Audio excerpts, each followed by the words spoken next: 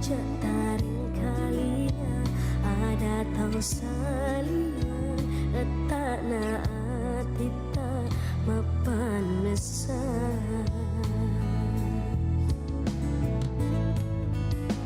tadi awarang parang uran luang ati bapa cita ucarin nai di cita si badua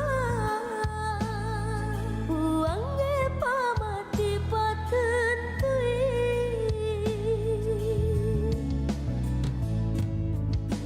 mina saat iku lari idi dua hati pasing ke rumah masih iri cengeng dan nasa bisumpulota dan nasa bisumpulota.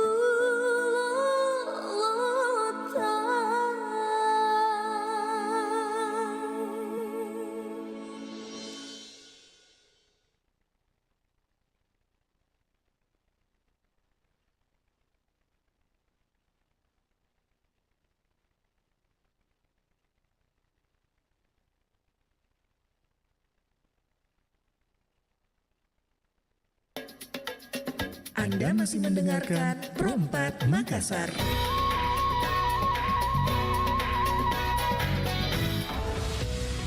Nusantara Pagi, Perompak Makassar. Iya, Assalamualaikum warahmatullahi wabarakatuh. Shalom, selamat pagi, salam sejahtera. Kita berjumpa kembali sahabat budaya dalam program rutin siaran pembinaan bahasa dan sastra daerah. Nah, kegiatan ini merupakan kerjasama antara Balai Bahasa Provinsi Sulawesi Selatan bersama dengan RRI Makassar.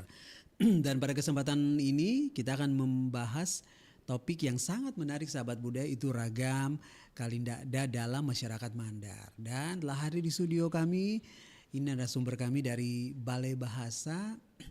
Ini ada Ibu Amriani SSMA. Betul Ibu ya? Betul sekali. Iya, selamat pagi. Lama lagi baru kita ketemu ya. Iya betul. Iya. Nah, sahabat budaya, hari ini kita akan membahas mengenai semua yang terkait dengan suku Mandar ya Ibu ya. Betul. Nah,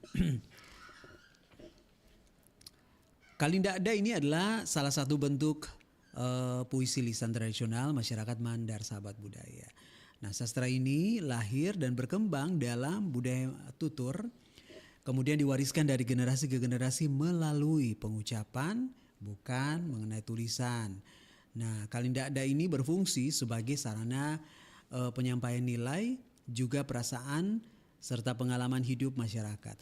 Walaupun kini sebagian kalindakda ini telah dibukukan, tetapi hakikatnya tetap sebagai sastra lisan yang hidup dalam praktik sosial. Nah, Ibu, apakah kalindakda ini memiliki struktur tertentu, Tabe? Baik, Kak Cica, sebelumnya selamat pagi para pendengar RRI. Senang sekali bisa berbagi pengetahuan mengenai kekayaan sastra lisan masyarakat Mandar ya, yaitu kalindakda. Jadi tadi Kak Cica sudah menyebutkan bahwa kalindakda ini adalah puisi lisan ya. Jadi puisi lisan yang diwariskan secara lisan oleh masyarakat, diwariskan secara turun-temurun, merupakan juga wadah edukasi masyarakat Mandar secara lisan. Namun untuk saat ini memang seperti tadi yang disampaikan sudah banyak yang dibukukan seperti itu. Namun meskipun dibukukan, dia tetap hakikatnya sebagai sastra lisan. Bentuk pembukuannya itu hanya salah satu upaya untuk melestarikan sastra Kalindada ini. Jadi ini salah satu upaya agar Kalindada itu tidak punah ya. Jadi anak-anak yang generasi saat ini masih bisa membaca, masih bisa mengetahui, makanya dibuat dalam bentuk tulisan, tetapi memang pada hakikatnya dia adalah sastra lisan. Tadi Kak Cica menanyakan bahwa bagaimana Kalindada ini apakah ada struktur tertentu ya. Ya, jadi sebenarnya dia seperti sajak ya. Jadi memang ada strukturnya. Jadi biasanya itu setiap bait itu terdiri atas 4 larik dengan pola suku kata 8757. Jadi ini sebenarnya bentuk keteraturan yang menunjukkan bahwa Kalindada ini memiliki sistem estetik ya, karena selain bahasanya yang penuh kiasan, simbol dan kata-kata yang halus seperti itu ya. Jadi kadang-kadang kan kalau kita ingin mengungkapkan sesuatu agar tidak menyinggung, mungkin kita memilih pilihan-pilihan kata yang lebih halus seperti itu. Jadi ini sebagai salah satu hal juga yang mencerminkan bahwa dalam budaya Mandar itu mereka sangat menjaga kesantunan seperti itu. Berarti semuanya sudah tergantung dalam Kalindada ini Bu ya? Iya betul, banyak sekali unsur edukasinya Kak Cica. Jadi ini menarik sekali sahabat budaya, karena bisa dikatakan Kalindada ini paket lengkap ya. Iya betul. Nah kemudian nilai budaya apa saja yang tercermin di dalam Kalindada ini? Iya betul, karena kan orang-orang dulu itu Kak Cica kan mungkin tidak bersekolah formal ya seperti kita saat ini. Jadi mereka itu tapi kalau kita lihat mereka kesopanannya, ilmu pengetahuannya itu sangat luas karena mereka diturunkan oleh orang tuanya melalui cara-cara yang seperti ini, misalnya melalui puisi. Jadi secara mungkin memang tidak belajar secara formal, tetapi di lingkungan mereka itu mereka sudah terbiasa untuk belajar menerima nilai-nilai budaya yang baik dari salah satunya yaitu dari sumber-sumber seperti Kalindada ini. Jadi banyak nilai yang bisa dipelajari dari Kalindada ini. Jadi misalnya nilai pandangan hidup masyarakat. Jadi meski dia tidak hanya sebagai ungkapan estetik tetapi juga sebagai media transmisi nilai budaya dari generasi yang satu ke generasi berikutnya. Itu tadi yang saya bilang Kak Cica ya. Jadi sebagai salah satu sarana edukasi meskipun tidak secara formal seperti itu. Jadi dalam Kalindada misalnya ada pendidikan moral. Jadi melalui Kalindada kita diajari tentang kejujuran, tanggung jawab, kerja keras serta kesadaran bahwa setiap tindakan itu memiliki konsekuensi. Jadi ada memang Kalindada yang isinya itu memang berisikan tentang pendidikan moral seperti itu. Kemudian ada juga yang mengajarkan tentang penghormatan kepada orang tua. Jadi dalam banyak Kalindada itu nasihat orang tua digambarkan sebagai pedoman hidup yang harus dijunjung tinggi. Seperti kita ketahui bahwa sering orang tua sering memberikan nasihat karena kan kita tahu ya orang tua itu memiliki lebih banyak pengalaman hidup sebenarnya. Betul. Jadi itu mereka sampaikan kepada generasi selanjutnya agar mungkin kegagalan-kegagalan yang mereka pernah rasakan tidak dirasakan dan keberhasilan-keberhasilan mereka lebih mudah didapatkan oleh anak-anak mereka seperti itu. Jadi istilahnya mereka sudah tahu petnya ya, jalurnya seperti itu. Jadi itu yang mereka coba turunkan kepada anak-anak mereka. Kemudian ada juga etika-etika pergaulan. Jadi dalam Kalindada diajarkan kesantunan dalam berbicara, kehalusan budi serta kemampuan menjaga perasaan orang lain. Jadi nilai ini tuh penting karena dapat menjaga harmoni sosial antara masyarakat dan kita juga diharuskan untuk menjunjung tinggi tata krama dan sopan santun dalam interaksi sehari-hari biar hubungan kita sesama manusia itu jadi lebih harmonis seperti itu.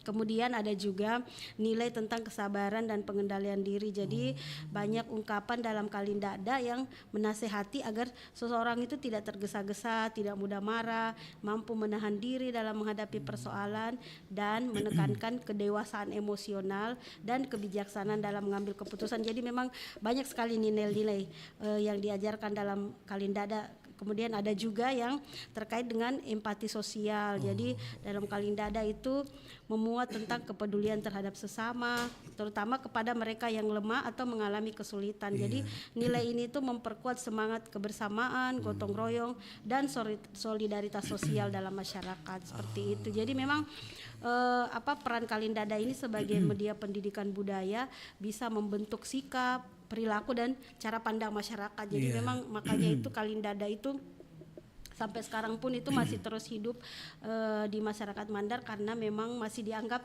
relevan dengan kehidupan saat ini.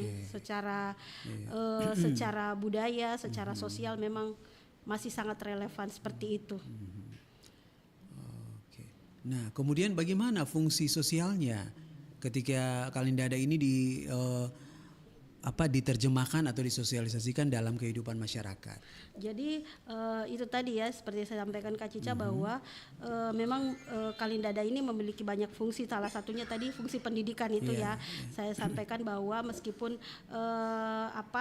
mereka tidak bersekolah secara formal, jadi Kalindada ini berperan sebagai media pendidikan non formal. Jadi dalam Kalindada disampaikan ajaran moral dan pedoman hidup tentang nasihat-nasihat bagaimana kita harus bekerja keras, sopan santun, berhati-hati dalam bertindak. Namun dikemas itu dalam bentuk yang puitis, jadi lebih mudah diingat dan diterima. Jadi anak-anak yang mungkin kita nasihati itu tidak merasa ini sesuatu, ini nasihat yang berlebihan atau biasanya kan mereka kurang suka ya kalau misalnya terlalu seperti didikte oleh orang tua seperti itu. Tetapi melalui Kalindada ini mereka dinasehati tanpa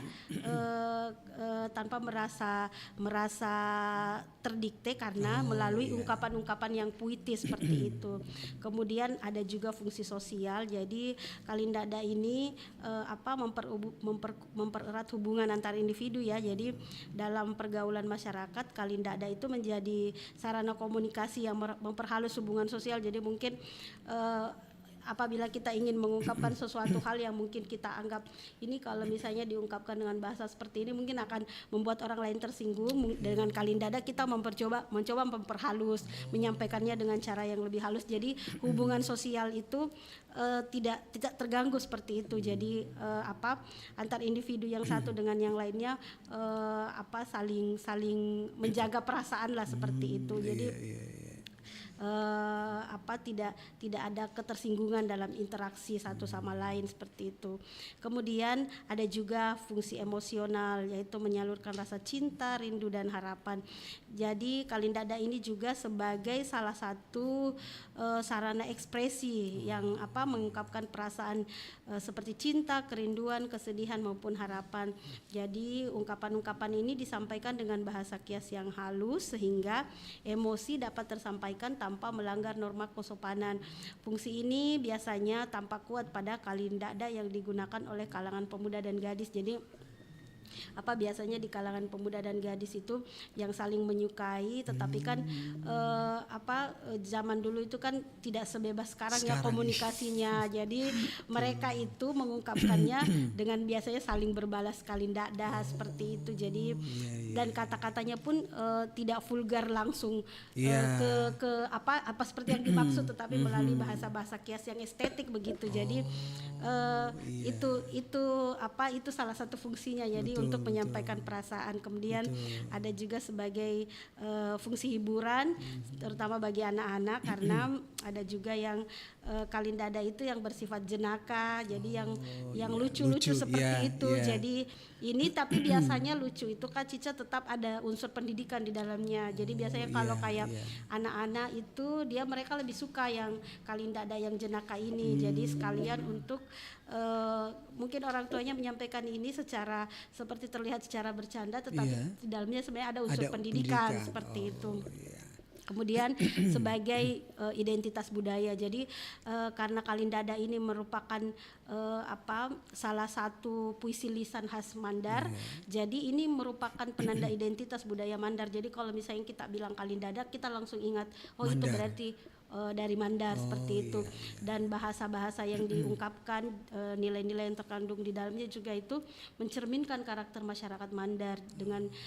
Dengan memelihara dan menggunakan kalidada ini berarti kita juga menjaga kesinambungan dan jati diri budaya di tengah perubahan zaman seperti itu, Kak Cica.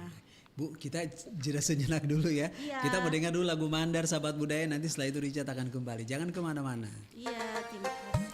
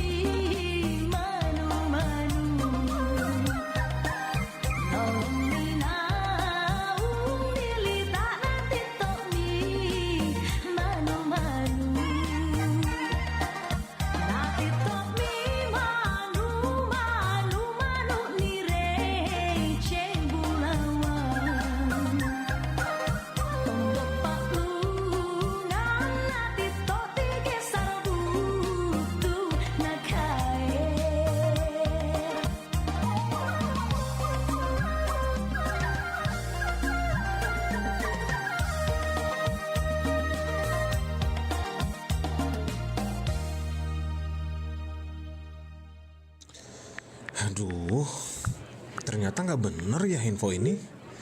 Mana aku udah share link ke grup lagi. Hapus aja deh. Semoga aja belum ada yang lihat. Kenapa sih? Pagi-pagi udah ribet. Ini nih, tadi aku share link berita ke grup tapi ternyata beritanya hoax. Kan jadi nggak enak. Makanya, kalau mau share berita cari sumber yang bener dong.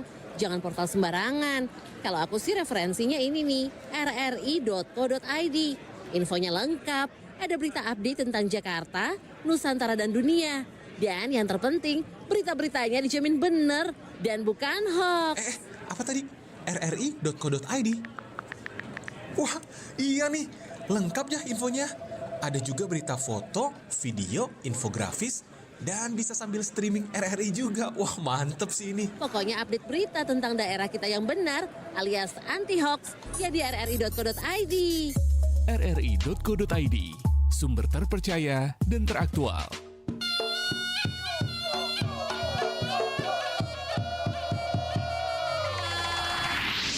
Kesenian tradisional reog mendadak viral karena Malaysia disebut akan mendaftarkan reog sebagai warisan budaya tak benda milik mereka ke UNESCO. Pertunjukan reog yang identik dengan singo barong, topeng berwajah singa dengan ribuan bulu merak di atas kepalanya, merupakan kesenian asli dari Ponorogo, Jawa Timur. Hebatnya, penari yang memakai topeng singo barong ini mengangkat topeng raksasa tersebut bukan dengan dipanggul, tapi digigit dengan giginya. Padahal berat topeng reog atau topeng singo barong bisa mencapai 50 kg.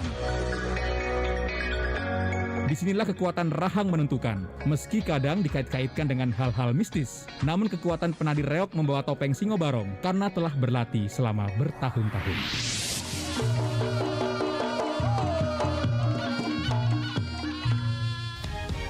Nusantara Pagi, Pro 4 Makassar.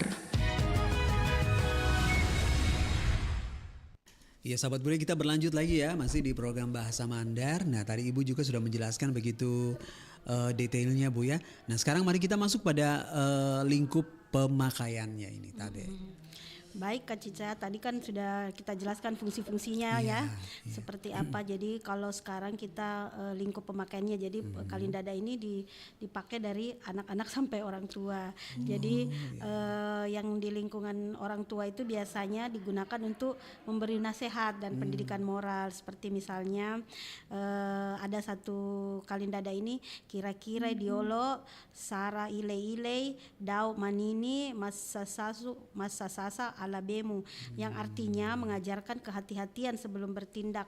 Jadi kita itu diajak untuk berhati-hati sebelum bertindak, karena hal itu kan sangat menentukan hasilnya ke depannya. Jadi nasihat tersebut itu bukan sekedar anjuran praktis, tetapi mencerminkan pandangan hidup masyarakat yang menempatkan pertimbangan matang sebagai bagian dari kebijaksanaan.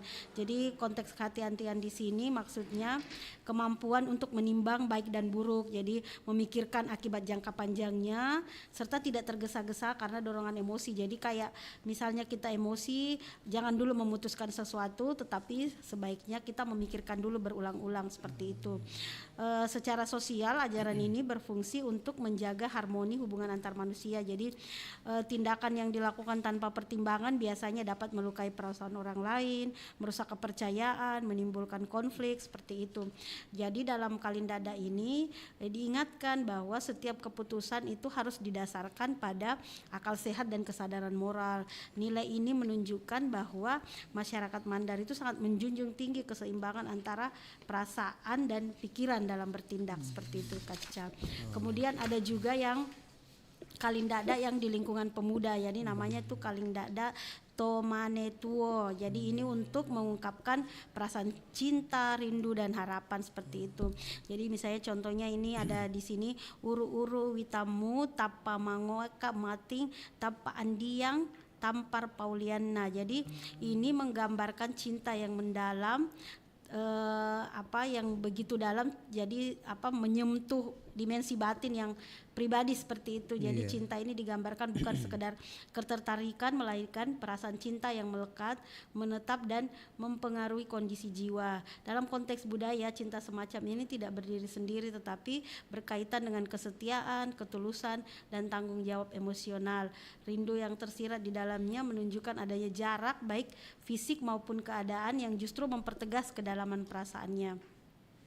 Tapi larik di atas itu juga menunjukkan unsur harapan yang tidak selalu diucapkan tetapi hadir sebagai doa tersirat agar perasaan itu mendapat balasan atau setidaknya dipahami. Jadi inilah kekuatannya Kalindada, perasaan yang kompleks, cinta, rindu, kegelisahan dan harapan itu dirangkum dalam satu ungkapan yang singkat tapi penuh makna seperti itu. Jadi ini juga secara psikologis menunjukkan bahwa masyarakat Mandar memiliki cara yang halus dalam menyalurkan emosi. Jadi perasaan itu tidak diluap-luapkan secara meledak-ledak, melainkan diolah menjadi kata-kata yang puitis yang tetap menjaga martabat diri dan orang yang dituju. Jadi cinta itu diposisikan sebagai pengalaman batin yang indah namun juga syarat kerentanan seperti itu. Jadi secara sosial perasaan Kalindada ini berfungsi sebagai sarana komunikasi yang sopan dalam relasi muda-mudi. Jadi seperti yang saya sampaikan tadi Kak Cica, jadi bahasanya itu bahasa kias, bukan yang vulgar seperti itu. Jadi menurut mereka ini lebih menjembatani perasaan mereka tanpa mengurangi tanpa melanggar norma-norma masyarakat seperti itu. Jadi menyampaikan perasaan tetapi tidak melanggar etika pergaulan seperti itu. Jadi memang cara masyarakat Mandar memahami cinta itu memang sangat lembut dan penuh pengharapan. Indah ya. Iya, dan disampaikannya melalui bahasa yang indah dan beradab seperti itu. Kemudian ada juga biasa yang dipakai di lingkungan gadis-gadis nih Kak Cica. Jadi biasanya mereka mengekspresikan perasaannya itu melalui Kalindada seperti misalnya idama namandaposi pokamai mamigola apa diolo paria balasna. Jadi ini menunjukkan pengalaman emosional yang pahit. Jadi mereka menunjukkan pengalaman emosionalnya yang pahit ketika sesuatu yang diharapkan membawa kebaikan justru mengecewakan. Tetapi gambaran perasaan-perasaan yang seperti itu yang kenyataan yang tidak sesuai harapan itu memang menghadirkan kesan duka yang mendalam namun disampaikannya secara halus. Jadi dari situ kita bisa melihat bahwa masyarakat Mandar itu dapat mengolah rasa sakit mereka itu secara bermartabat, lagi-lagi melalui bahasa kias yang indah seperti itu. Jadi bukan secara meledak-ledak, secara emosional marah seperti itu. Jadi memang mereka menerima kepahitan-kepahitan sesuatu yang tidak sesuai dengan ekspektasi seperti itu sebagai sebuah pengalaman hidup, sebagai perjalanan hidup. Jadi mereka menerima dengan kesabaran dan mampu mengendalikan diri. Jadi mereka menyalurkannya itu melalui pengungkapan di dalam Kalindada. Jadi dalam Kalindada itu mereka bisa mengekspresikan kesedihan mereka tetapi secara dewasa karena mereka menyadari bahwa kehidupan ini tuh tidak selalu manis. Jadi pasti kita suatu saat akan mengalami kepahitan, kekecewaan dan untuk salah satu cara untuk membuat mereka bisa menerima kenyataan itu adalah dengan mengungkapkannya melalui Kalindada seperti itu. Kemudian ada lagi nih Kak Cica yang dipakai di lingkungan anak-anak biasanya yang sifatnya menghibur seperti itu. Jadi memang secara makna memang tampak sederhana tetapi di dalamnya itu mengandung konteks budaya juga. Jadi jadi biasanya anak-anak di situ digambarkan sebagai citra yang ceria, bahagia seperti itu. Jadi memang mereka itu mengharapkan bahwa masa kanak-kanak itu dipenuhi dengan kebebasan, dengan penuh gerakan, jadi bermain seperti itu dan spontanitas. Jadi harapan-harapan seperti itu diungkapkan melalui kalindada seperti itu. Jadi biasanya mereka menggambarkan bagaimana seorang anak misalnya bermain di tepi sungai seperti itu. Jadi itu salah satu juga bentuk bahwa mereka mengharapkan kelak anak-anak mereka itu dekat dengan alam. Jadi bermain dengan alam, tidak seperti sekarang ya anak-anak kita terlalu berfokus pada gadgetnya mungkin. Jadi sibuk sendiri. Jadi melalui kalindada ini orang-orang tua itu menyampaikan ini di lingkungan anak-anak sekaligus memberikan harapan bahwa alam ini adalah bagian penting dari kehidupan mereka. Jadi mungkin nanti kalau misalnya mereka sudah terbiasa bermain, akhirnya mereka kan mencintai alam seperti itu, otomatis akan timbul perasaan mereka untuk lebih menjaga alam itu seperti itu.